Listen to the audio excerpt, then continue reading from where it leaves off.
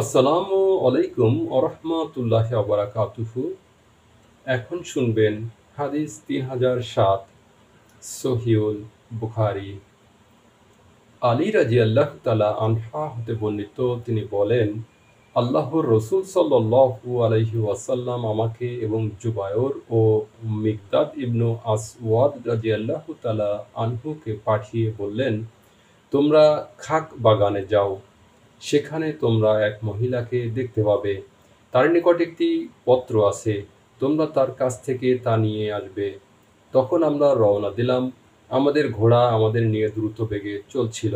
অবশেষে আমরা উক্ত খাক নামক বাগানে পৌঁছে গেলাম এবং সেখানে আমরা মহিলাটিকে দেখতে পেলাম।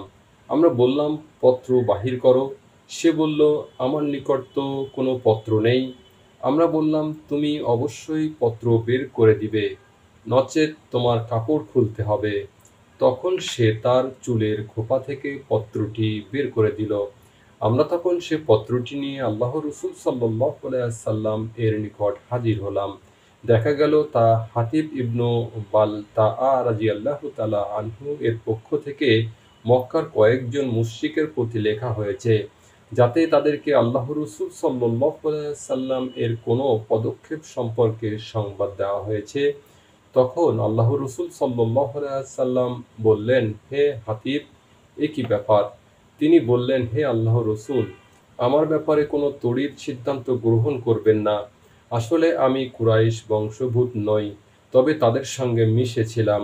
আর যারা আপনার সঙ্গে মুহাজিরগণ রয়েছেন, তাদের সকলেরই মক্কাবাসীদের সঙ্গে আত্মীয়তার সম্পর্ক রয়েছে, যার কারণে তাদের পরিবার পরিজন ও ধন সম্পদ নিরাপদ। তাই আমি চেয়েছি, যেহেতু আমার বংশগতভাবে এ সম্পর্ক নেই, কাজেই আমি তাদের প্রতি এমন কিছু অনুগ্রহ দেখাই, যোদ্ধারা অন্তত তারা আমার আপনজনদের রক্ষা করবে।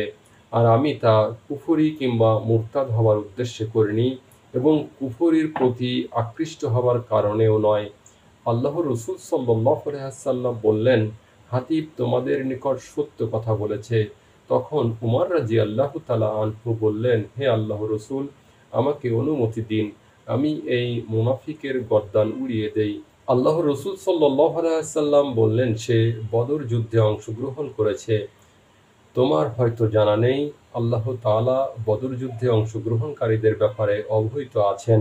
তাই তাদের উদ্দেশ্য করে বলেছেন, তোমরা যা ইচ্ছে আমল করো, আমি তোমাদেরকে ক্ষমা করে দিয়েছি। সুফিয়ান রহমতুল্লাহ আলাইহি বলেন, এর সনদটি খুবই উত্তম। আপনারা শুনেছেন হাদিস ৩০০৭ সহিহুল বুখারী।